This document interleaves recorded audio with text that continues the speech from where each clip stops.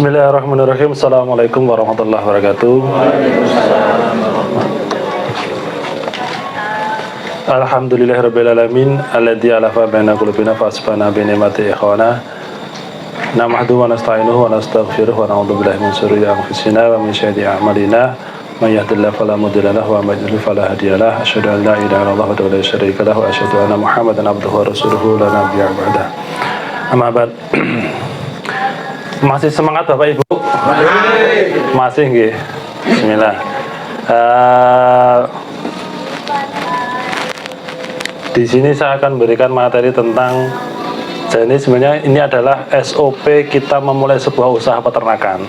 Jadi harusnya itu begini, langkah-langkah yang harus dilakukan. Saya tidak banyak yang saya sampaikan, cuma 5 poin saja Bapak Ibu sekalian.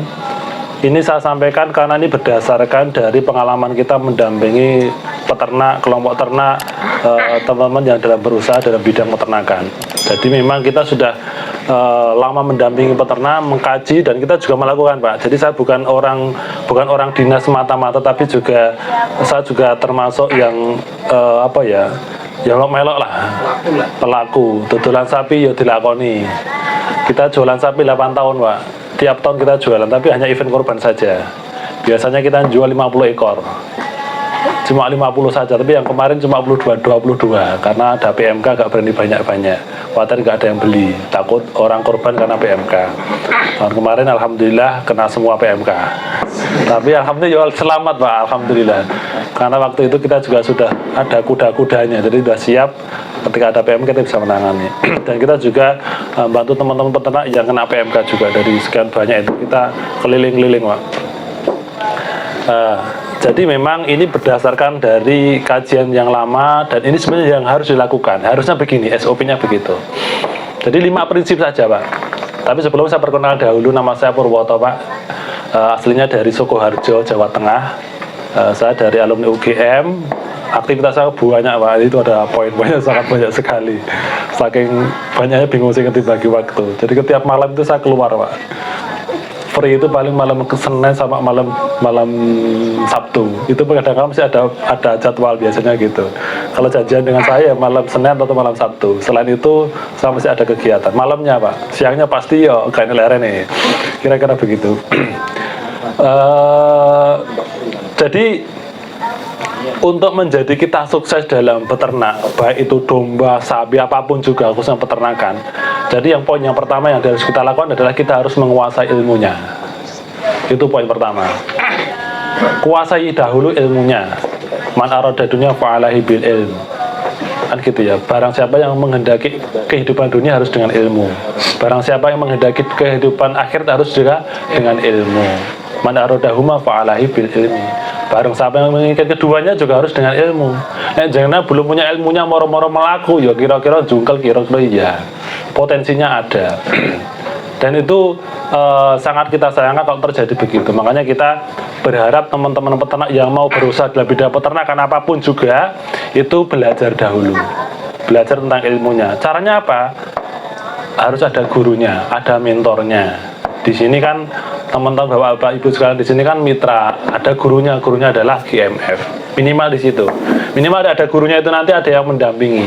Harusnya bagaimana itu ada yang mendampingi. Nah, ilmu itu apa aja sih? Nah, ilmunya itu sebenarnya ada 5 poin saja. Bahasanya bahasa zaman dahulu kan paling gampang itu ya 5 poin itu. Panca usaha tani gitu, Pak.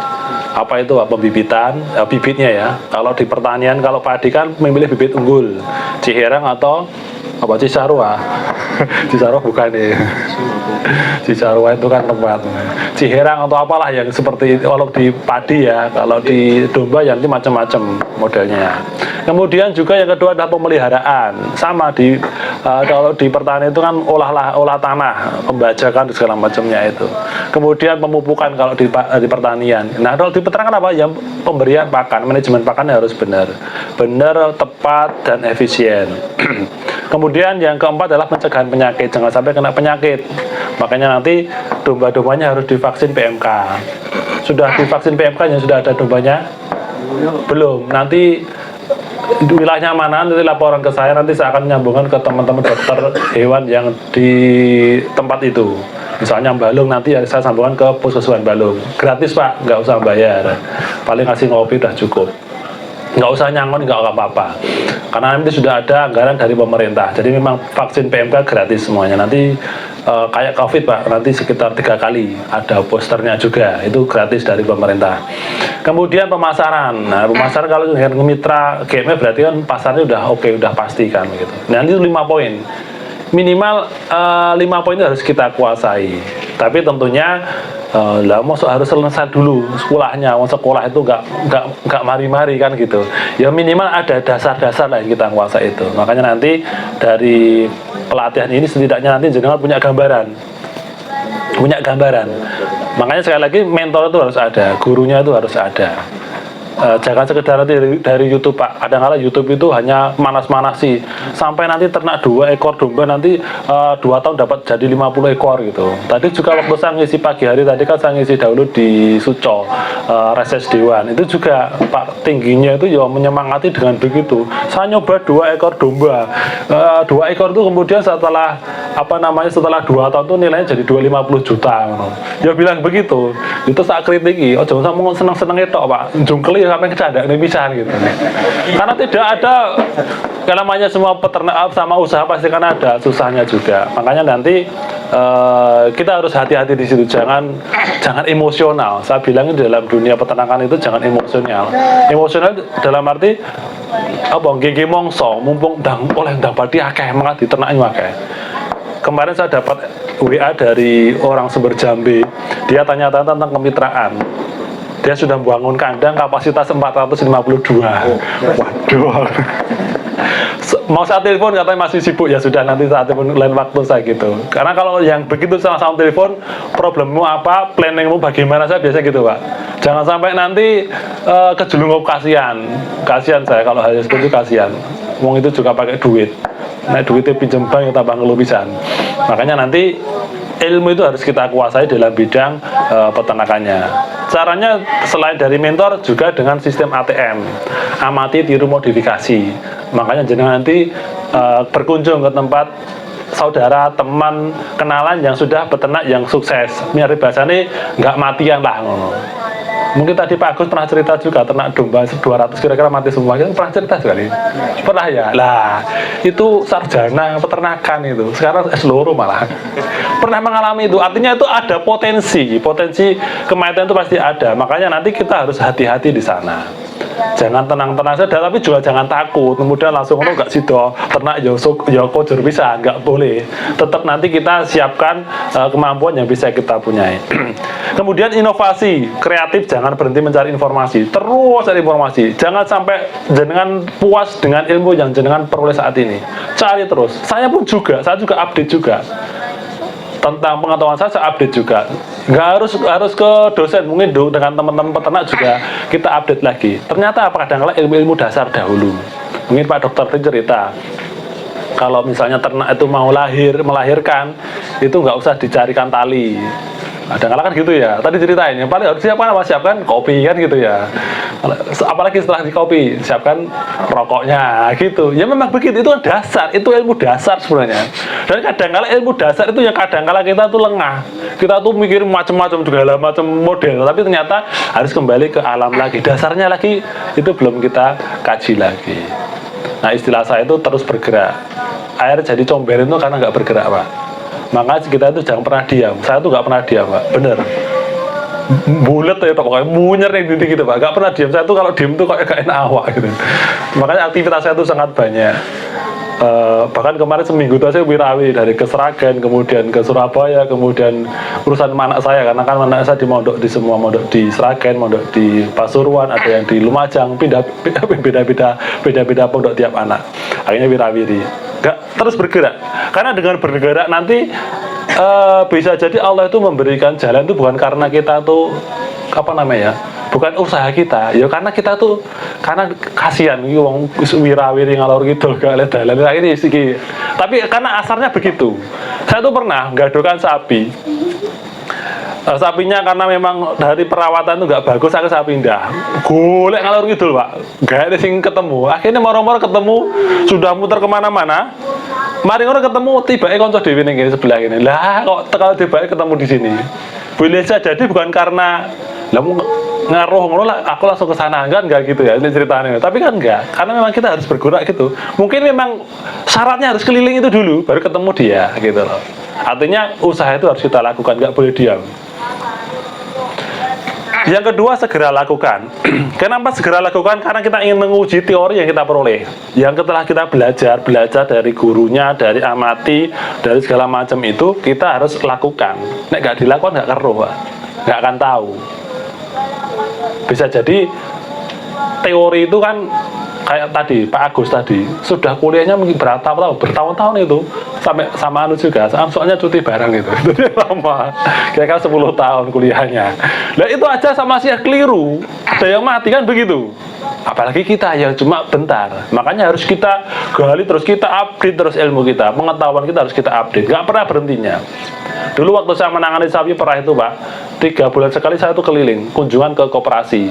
Dalam rangka apa? Kita update lagi informasinya, perkembangannya apa di situ. Nah, kita menguji teori yang kita peroleh, maka kita lakukan. Berapa pun kita lakukan. Mungkin dari kadang-kala yang kita peroleh teori dari buku, dari referensi, dari mengkaji pada orang-orang yang lebih paham, bisa jadi masuk ke dalam pikiran kita, otak kita itu cuma mungkin persepsinya berbeda atau mungkin nggak 100%. Nah itulah terjadi uji di lapangan. Ya kemudian yang harus kita lakukan itu tidak emosional, jadi dia bilang di awal tadi, gak emosional itu langsung duit banyak gitu loh Pak. Artinya ya biasa saja lah. Untuk kalau jenengan mengawali sebuah usaha awal itu tujuannya jangan cari keuntungan, tapi cari ilmu dahulu. Arti ilmu teori tadi diperoleh, uji dahulu dengan praktek itu. Bener nggak? Aman nggak? Sehat nggak? Dengan model kayak ini, pakan model gini aman nggak? Bagaimana pertumbuhannya? Bagaimana kesehatan hewan dan seterusnya?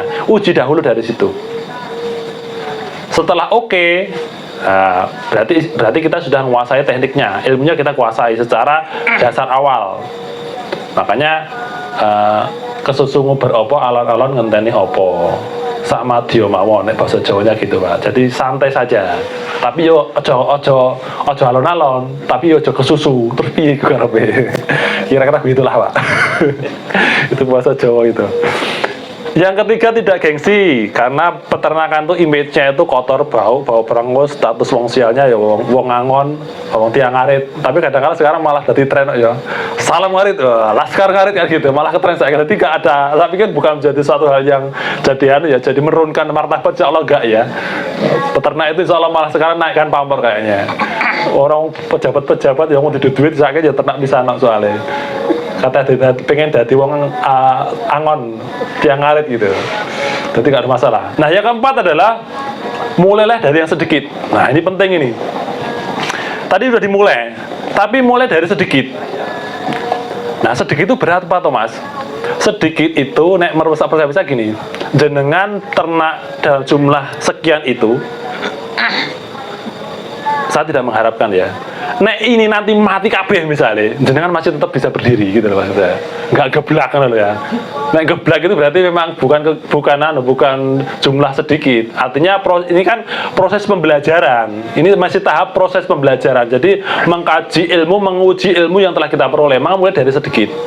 Ya tadi, ben memahami tentang budidayanya, pakannya, pasarnya, segala macamnya. Misalnya pasar misalnya. Nah pasar itu kalau kita jual ternak kita biasanya bulan apa Pak? Yang paling bagus itu bulan besar ya. Harga besar, harganya bagus. Harga murah itu ketika bulan apa Pak? Kira-kira Pak? Harga murah. Usum nandur, apalagi? Bener usum nandur bener Pak. Usum nandur itu orang kadang-kala butuh dana, mencarikan dananya dengan jual ternaknya. Mau PTA, ya wedusin, sapi kayak enggak, karena butuhnya enggak banyak. Apalagi setelah butuh nandur, anak sekolahan gitu, kate rioyo gitu, jadi harga murah. Nah itu saat itu adalah kita belanja, kita belanja ternak, bukan jualan. Nek jualan harganya medon loh, regane murah Mas, waduh pas butuh duit saiki ya, karena semua butuh duit, butuh nandur, butuh bayar sekolah anak, butuh kate per pekan, gitu, gitu. Nah itu berarti itu maksudnya itu mengenali pola, itu kan mengenali polanya. Oh, polanya begitu, harga murah ketika saat ini, harga mahal ketika saat ini, kita tahu, oh begini ya, sehingga nanti kita dalam berusaha peternak, nanti kita akan bisa ngatur waktunya. Oh, nanti saya akan jual pada Idul Kurban. Nah, misalnya untuk pengemukan 20 ekor, tapi itu pun jenengan harus punya target. Sopo yang tak dolikin nanti, saya jual kemana, itu juga punya gambaran. Oh, neng takmir masjid sana, oh takmir masjid sana, oh sekolah sana. Nggak apa-apa, sharing apa namanya, nyampaikan ke sekolah, ke masjid-masjid untuk promosi, nggak ada masalah, itu bagus. Mengenali polanya, mulai dari segi tadi. Polanya itu bisa dari pola pasarnya, pola peternakannya. Kadang-kala yang kita belum memahami ternyata, oh domba itu kalau apa namanya, sukanya makan ginian misalnya. Soalnya gini, pernah itu saya ketika penyuluhan itu saya tanyakan, Pak, di sini ada yang pernah pengalaman sapinya, dombanya mati? Iya Pak, makan daun lamtoro. Iya Pak, bener, mati satu kandang gitu, kan kasihan. Kenapa mati satu kandang? Kena daun lamtoro. Padahal ada juga peternak yang ngasih daun lamtoro full pun nggak ada masalah. Nah, ada juga yang punya ternak sapi itu, dia apa ngasih makan daun ketela pohon, daun apa? Sabrang. Sabrang ya Pak? Ketela pohon gitu. Sabrang ya Pak? Ketela rambak beda. Oh salah berarti ya. Daun ketela pohon itu ada yang mati. Dulu binaan kita itu dia mencoba daun ketela pohon. Teorinya itu daun ketela pohon itu aman ketika dikeringkan, dilayukan. Dia sudah dilayukan 3 hari, dikasihkan mati sapinya, ngeblak 3 ekor, satunya nggak tolong, yang lain dibeleh paksa. Tetapi ada juga yang dikasihkan lawaran, seger, meger, masih hijau, masih ngatik, belum layu ya, nggak ada masalah gitu loh. Nah, ini kan juga pemahaman terkait dengan budidaya, itu harus kita pahami. Kalau daun lamtoro itu Pak, saya jelaskan biar nggak penasaran. Kumpulin, kok tekok, kok mau nggak diceritain toh, kenapa kok mati.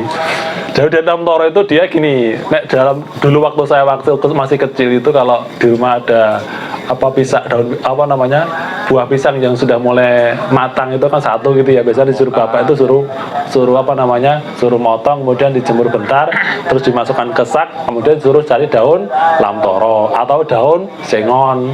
Kalau nggak ada, apa Pak? Kliris bisa juga. Kalau nggak ada Pak? Karbit. Ke bengkel cari karbit. Kan gitu Pak. Berarti apa? Artinya efek dari daun lamtoro atau karbit itu hampir sama. Hampir sama. Artinya menimbulkan panas.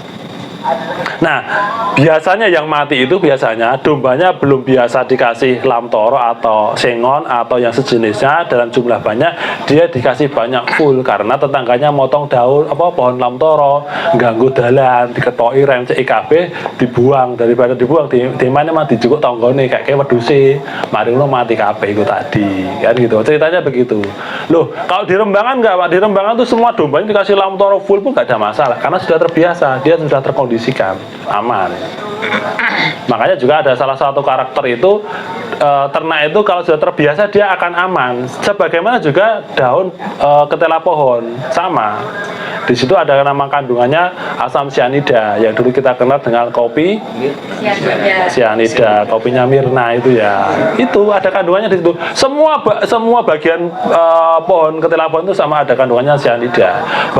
Baik daunnya, batangnya, umbinya, daunnya apa namanya, kulitnya umbi itu juga ada kandungan sianida. Itu bisa dihilangkan dengan dijemur, dikeringkan, atau direndam dalam air atau dimasak, itu bisa hilang. Nah, kita kan kita belum biasa, moro-moro misalnya ada yang tetangganya panen ketela pohon, kemudian dioncei, kemudian diambil itu kasihkan ke domba kita atau ternak kita, bisa jadi ya, nah, kalau nggak biasa bisa langsung kek gitu, langsung mangan sate bareng-bareng sa-RT.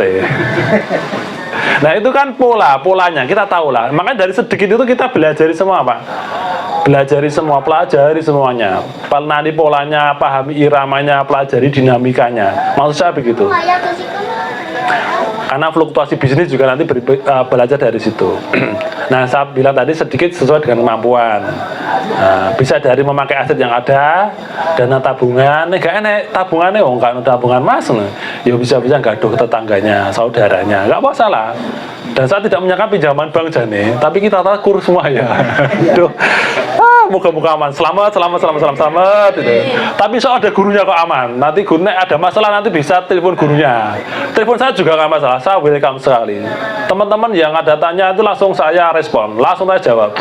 Biasanya nggak usah WA, lama kesuwen tak telepon langsung. Oh, apa Pak gitu. Gini Pak, oke langsung kita kasih solusi.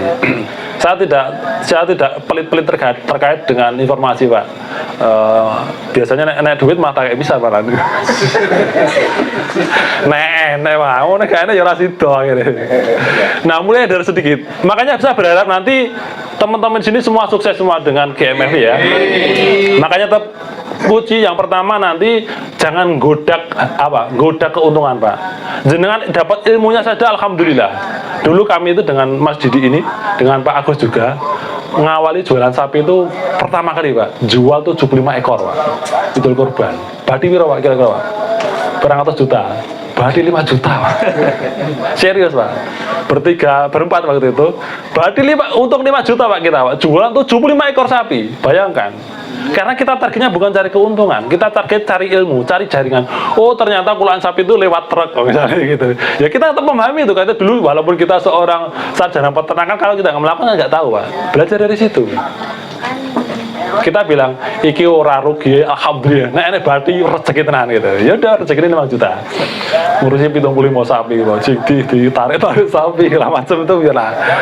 Akhirnya kita berjalan 8 tahun jualan sapi terus Pak.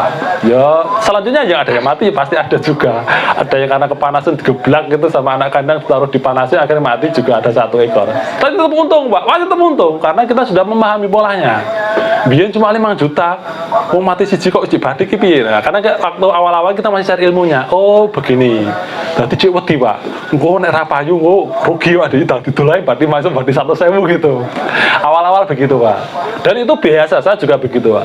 Jadi kalau awal-awal saya jualan sesuatu biasanya tak jual ya pokok kita bagi sedikit itu nggak ada masalah. Saya dulu juga pernah jualan susu expired dari susu manusia itu saya jual untuk ternak, saya dapat expired.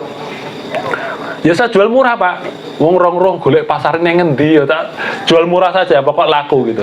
Setelah laku, lama-lama kita cari peluang yang lain, semakin mahal. Ya untung semakin akeh gitu ya. Sekali jual dapat ya bisa beli untuk HP ya bisa lah gitu. Artinya ya gak ngomongnya apa ya cuman ngresiki wadahe dibungkusi mah ditimbang mana dijual lagi dapat untung untuk beli HP sudah bisa. Tapi tidak tiap hari Pak, tiap hari nanti tambah bangkrut nanti pabrik. Soal expired kabeh gak tinggal. Nah itu mulai dari sedikit. Ini perlu dipegang ya. Jadi kita nggak perlu godak keuntungan, jangan. Minimal dapat ilmu aja alhamdulillah. Ilmu aja dapat alhamdulillah. Yang kelima setelah kita tahu pola sedikit aman, oh kok beranak enak terus. Nanti breeding semua ini Pak ya. Ya. Ada yang fattening buatan? Breeding semuanya, peranakan ya. Yang peranakan lebih aman lagi. Nanti harus disiapkan lahan rumputnya ya Pak. Breeding itu harus rumputnya harus ready, tanam odot, bibit odot sangat banyak, tanam legum juga, beli risidi tadi bagus, kombinasi itu 70-30 pembedanya, 70% rumput, 30% legum. Setelah sedikit bisa aman kayak tadi ya, kita 75 ekor aman, besoknya kita jual lagi, semakin banyak Pak, ben badine akeh kan gitu. Maka harus lipat gandakan jumlahnya. Jangan pancet 10 kayak gitu. Kalau biasa 20 sukses, kalau sudah memahami semuanya ya nanti kita tambah lagi, kandangnya diperlebar lagi gitu Pak. Dikuatkan lagi. Ben untungnya tambah akeh. Ben yang cepet sugih dan muka apa? Muka swarga nomor haji.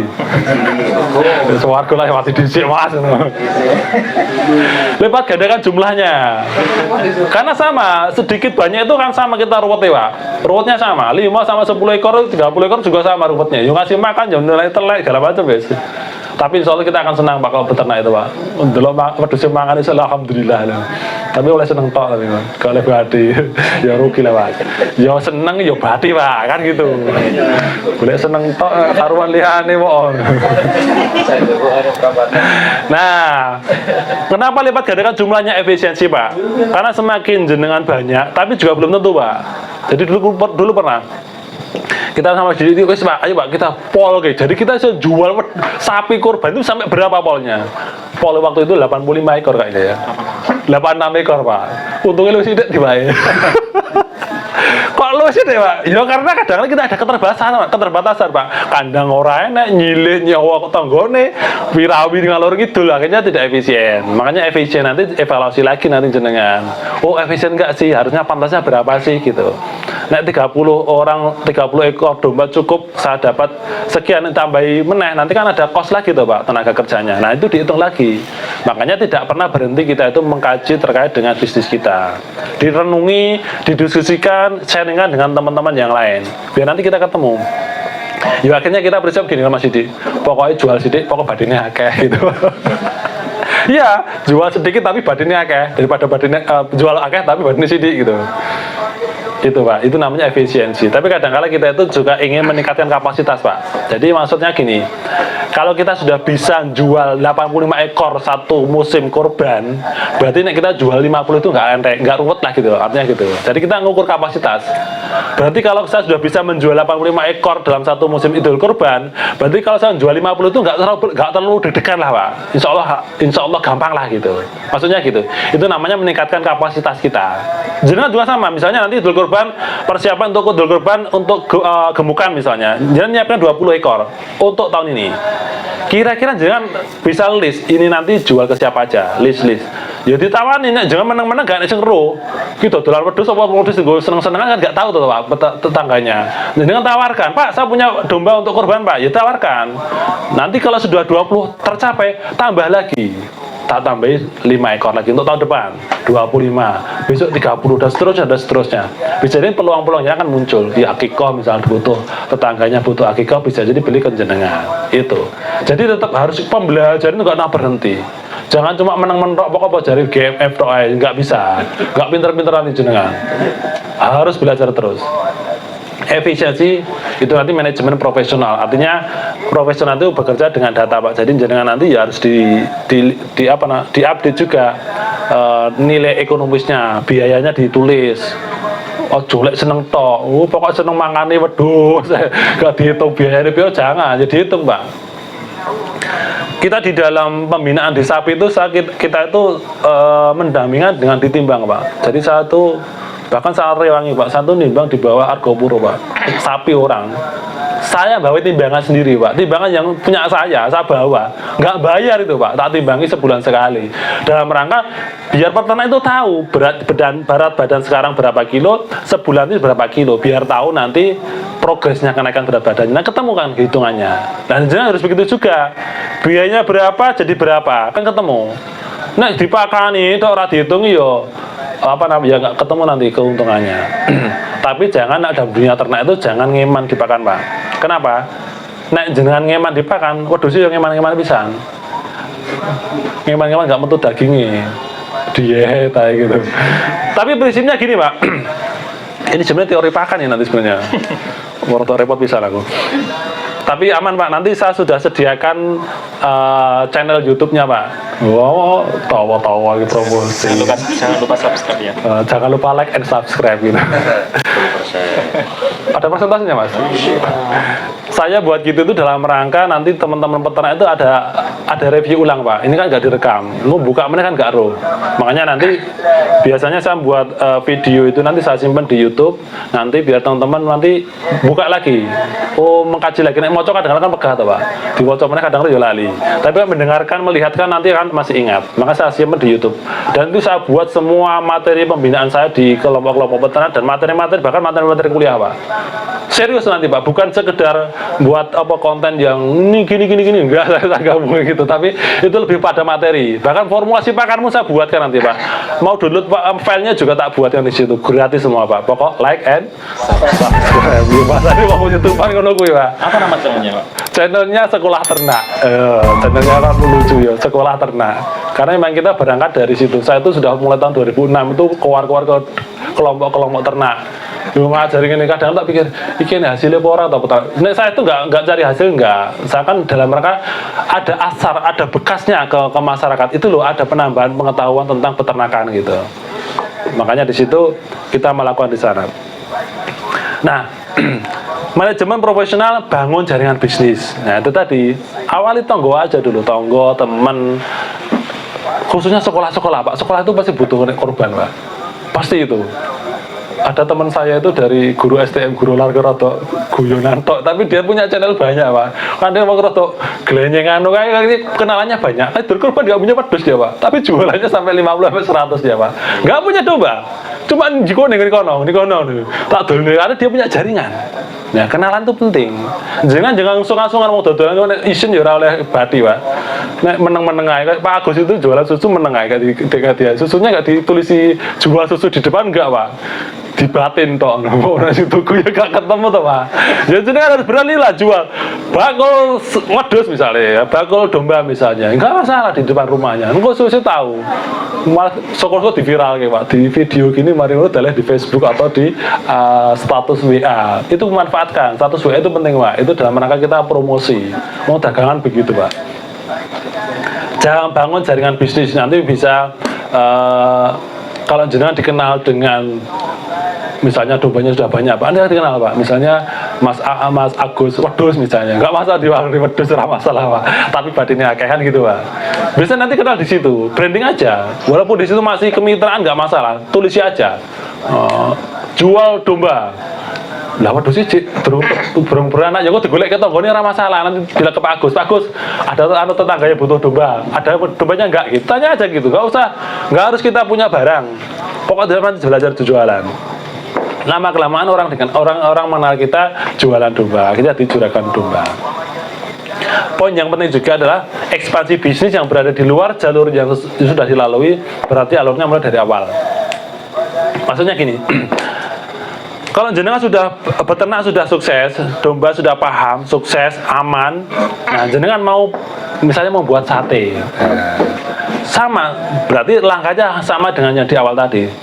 Tahu ilmunya dahulu, gaya bumbu sate piye, nyatene piye, nyunduke piye, segala macam paham ya. Itu nyoba satu dulu, enak apa enggak. Nah, sama, artinya itu kan di luar jalur bisnisnya. Jangan moro-moro langsung gawe warung sate limo misalnya. Jangan, itu berarti kita belum menguasai ilmu langsung membuat jumlah yang banyak. Itu nggak bisa. Nah, itu Bapak Ibu sekalian, ini 5 poin yang jenengan perlu direnungkan. Ini bukan pelajaran apa ya, bukan pelajaran pengetahuan, tetapi ini adalah sesuatu yang harus kita praktekkan. Kita dalami bahwa tahapannya memang begini. Dan memang poin utama adalah di ilmu. Kaidah Islam begitu, al ilmu qablal amal. Ilmu itu sebelum amal. Yarfa'illahu alladziina aamanu minkum walladziina utul ilma darajah. Allah akan menaikkan derajat orang mukmin dan orang yang berilmu baru derajat. Makanya ilmu itu nggak bisa. Bahkan Syekh Hasan Al-Banna itu mengatakan membuat rukun-rukun amal itu yang pertama itu al-fahmu, pemahaman. Yang kedua baru ikhlas, Pak. Ikhlas bisa terjadi ikhlas ketika dia paham, kan gitu. Gak ada ilmunya ya gak akan bisa ikhlas. Baru ketiga itu adalah amal. Jadi pemahaman itu sangat penting sekali. Bahkan ayat pertama kan Iqra kan begitu Pak ya. Malah pengajian. Buatan kayak itu intermezzo aja sebagai dasar bahwa itu ilmu itu penting. Nggak bisa kalau tanpa ilmu Pak. Jangan pasrah bongkoan kemudian nggak belajar, harus belajar terus Pak. Nggak tahu tanya Pak. Oh jadi sini sudah Pak. Tanya ke saya langsung boleh. WA aja boleh. Ini nomor saya. Nah itu nomor saya tuh Pak. Jangan catat. Kalau Mas Agus repot, kadang-kadang jangan WA Mas Agus itu baru 1 hari berikutnya baru dijawab. Orang yang repot segala macam. Itu tadi juga masih ada tamu segala macam. Jangan WA saya nggak apa-apa.